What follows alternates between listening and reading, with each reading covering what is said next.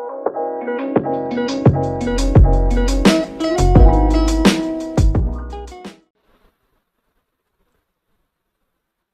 Viewers, আজকের ভিডিওতে আমি ডিসি মোটরের আরও একটি গুরুত্বপূর্ণ প্রবলেম সলভ করব।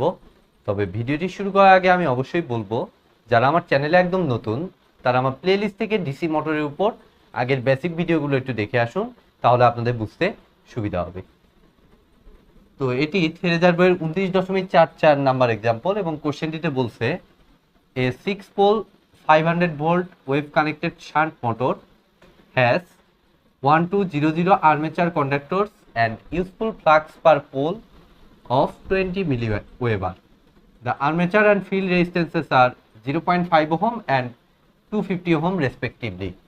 What will be the speed and torque developed by the motor when it draws 20 ampere from the supply mains? Neglect armature reaction if magnetic and mechanical losses equal to 900 watt. Find এক নম্বরে চাইছে useful torque, দুই নম্বরে চাইছে output in kilowatt, আর তিন নম্বরে চাইছে efficiency at this load. ঠিক আছে, তো প্রথমে একটা জিনিস চাইছে স্পিড আর টর্ক ডেভেলপড, আর তারপরে আবার চাইছে ইউজফুল টর্ক যদি মেকানিক্যাল লস এত হয়।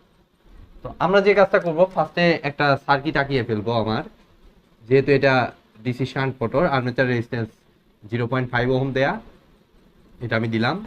এখানে আর্মেচার ইএমএফ, ব্যাক ইএমএফ যেটা, শান্ট রেজিস্ট্যান্স কত দিছে 250 ওহম। আর এটা কত ভোল্টের মোটর? 500 ভোল্ট। ঠিক আছে, আর সাপ্লাই মেইন থেকে কত current? 20 ampere current. That means এদিক দিয়ে আমার 20 অ্যাম্পিয়ার কারেন্ট আসতেছে। ঠিক আছে, তো এখন দেখুন আমার শান্ট ফিল্ডের ভিতর দিয়ে আসলে কারেন্টটা কত যাবে। তো এই দিক দিয়ে যে কারেন্টটা যাবে সেটা বেসিক্যালি 250 ওহমের ভিতর দিয়ে কারেন্ট। তো 250 ওহমের অ্যাক্রসে 500 ভোল্ট সাপ্লাই দেওয়া আছে, তাহলে 500 ডিভাইডেড বাই 250, দ্যাট মিন্স এদিক দিয়ে যাবে 2 অ্যাম্পিয়ার। ঠিক আছে, তাহলে 20 অ্যাম্পিয়ার এইখান থেকে আসতেছে, 2 অ্যাম্পিয়ার এদিক দিয়ে বাইপাস হচ্ছে। দ্যাট মিন্স আর্মেচার দিয়ে বেসিক্যালি যাবে আমার বাদ বাকি 20 মাইনাস 2 18 অ্যাম্পিয়ার।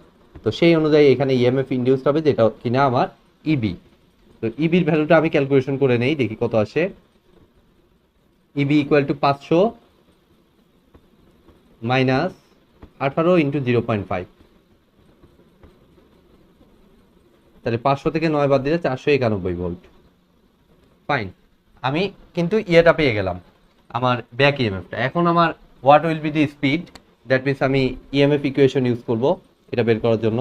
তাহলে ইবি ইকুয়াল টু কত, যেহেতু ব্যাক ইএমএফ বের করলাম, so EMF equation 5Zn divided by 60 into P by A.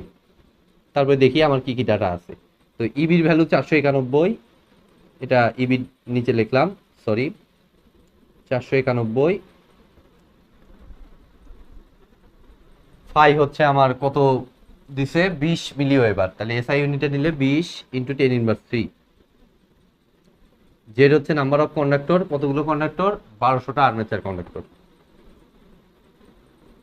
N আমার বের করতে হবে 60।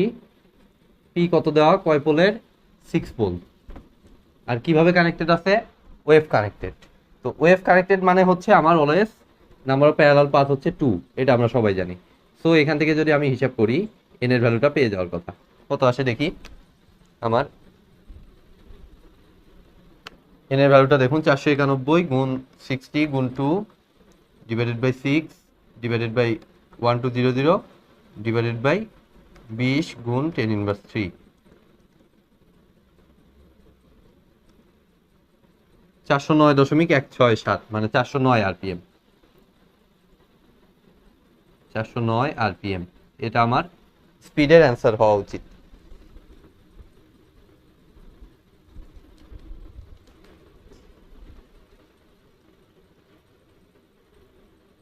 চারশো 410 বইতে করা, বাট আসলে এটার ইয়ে আসে আমার 409 আসে, যেহেতু 409.167, সো এটাকে 409 লিখবো।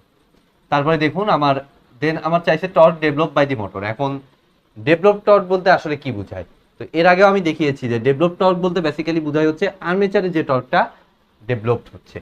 তো আর্মেচারের অ্যাক্রসে ডেভেলপ টর্ক এটা যদি বের করতে চাই তাহলে আমার টি ডেভেলপড এটা ইকুয়াল টু আমার পি ডিভাইডেড বাই ওমেগা। ঠিক আছে, এটা তো আমরা এইচএসসি থেকে ফর্মুলা জানি। তো পি এর ভ্যালু হচ্ছে আমার ইবি ইন্টু আই এ, যেহেতু এটা আর্মেচারের অ্যাক্রসে, ডিভাইডেড বাই ওমেগা। ঠিক আছে, এটা হলো আমার ফর্মুলা। তাহলে এখান থেকে ইবির ভ্যালু দেখুন আমার আসতেছে, ইবির ভ্যালু দেওয়া আছে কত, ইবির ভ্যালু কত পাইছি 491 volt, 491 into I A, armature current কত 18, আর ওমেগা মানে অবশ্যই এনটা আরপিএম এ আছে, তো আরপিএম তো এসআই ইউনিট না, এসআই ইউনিট হচ্ছে রেডিয়ান পার সেকেন্ড, আরপিএম মানে রিভলিউশন পার মিনিট। তো এক রিভলিউশন মানে 2 পাই রেডিয়ান, দ্যাট মিন্স 2 পাই এর সাথে 409 গুণন হবে, আর পার মিনিট আছে, তাহলে পার মিনিট থেকে এসআই ইউনিট হচ্ছে পার সেকেন্ড, সো 60 দ্বারা ভাগ, তারপরে এটাকে হিসাব করলে আমাদের ডেভেলপ টর্কটা আমরা পেয়ে যাব। তাহলে 409 491 গুণ 18 গুণ 60 ডিভাইডেড বাই 2 পাই ডিভাইডেড বাই 409, 206.349 349 নিউটন মিটার। এটা হচ্ছে আমার ডেভেলপ টর্ক, 206 অ্যান্সার দাও বইতে। ঠিক আছে, তো এখন গেল আমার এই ফার্স্ট পার্টটা আমার কমপ্লিট হলো। তো সেকেন্ড পার্টের জন্য আমার বলছে ইউজফুল টর্ক। তো ইউজফুল টর্ক বলতে বেসিক্যালি আমরা বুঝি যে টর্কটা আমি ইউজ করতে পারবো, অর্থাৎ আমার আউটপুট টর্ক, যে টর্কটা দিয়ে আমি কাজ করাইতে পারবো। দ্যাট মিনস 1 নাম্বারের জন্য আমার আউটপুট টর্ক আগে বের করে নিতে হবে। তো আউটপুট পাওয়ার লাগবে আগে সেটার জন্য। তো ইবি ইন্টু আই এ আমার জানা আছে, সেখান থেকে আমার মেকানিক্যাল লসটা বাদ দিলেই আমি কিন্তু আমার কি পাবো, কাঙ্ক্ষিত আউটপুট পাওয়ারটা পাবো, যেটা থেকে আমি ইউজফুল টর্ক বা আউটপুট টর্কটা বের করতে পারবো। তো আমাদের দেখি আউটপুট পাওয়ারটা আসলে কত। আউটপুট পাওয়ার হচ্ছে আমার ইবি ইন্টু আই এ কত, 491 গুণ 18, সেখান থেকে কত মাইনাস হবে কত, কত কনস্ট্যান্ট লস কত দেয়া 900, এই যে ম্যাগনেটিক আর মেকানিক্যাল লস এই দুটোর যোগফল হচ্ছে আমার 900 ওয়াট। দ্যাট মিনস ওটাই আমার কি জিনিস, কনস্ট্যান্ট লস। তা 7938 ওয়াট, এটা হচ্ছে আমার আউটপুট পাওয়ার।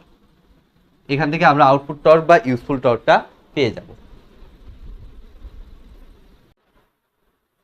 তো দেখুন এখন আমি এই ইউজফুল টর্ক, টি ইউজফুল বা টি আউট, এটা ইকুয়াল টু কত পাই দেখুন, simply P out by omega. তো পি আউটের ভ্যালু হচ্ছে পি আউট, আচ্ছা পি আউট বাই ওমেগা, তাহলে পি আউটের ভ্যালু হচ্ছে 7938, আর ওমেগাকে অবশ্যই আরপিএম থেকে রেডিয়ান পার সেকেন্ডে দিতে হবে। So 2 pi into 409 divided by 60। তো এখান থেকে হিসাব করলে আমি ইউজফুল টর্কটা পাই, দেখুন ক্যালকুলেটর হিসাব করে নেই, 7938 এর সাথে গুণন হবে 60, সেটাকে ভাগ হবে 2 পাই দ্বারা, যে রেজাল্ট পেলাম সেটাকে ভাগ হবে 409 দ্বারা, তাহলে 185.336, 185.336 নিউটন মিটার। এটা হচ্ছে আমার আউটপুট টর্ক বা ইউজফুল টর্ক।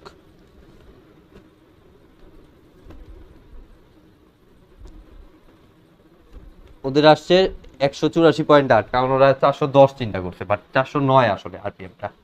তো দেখুন আমি সেকেন্ড পার্টে যাচ্ছি, আউটপুট ইন কিলোওয়াট। তো আউটপুট অলরেডি বের করে রেখেছি আমি ফার্স্ট পার্টেই, এই যে পি আউট।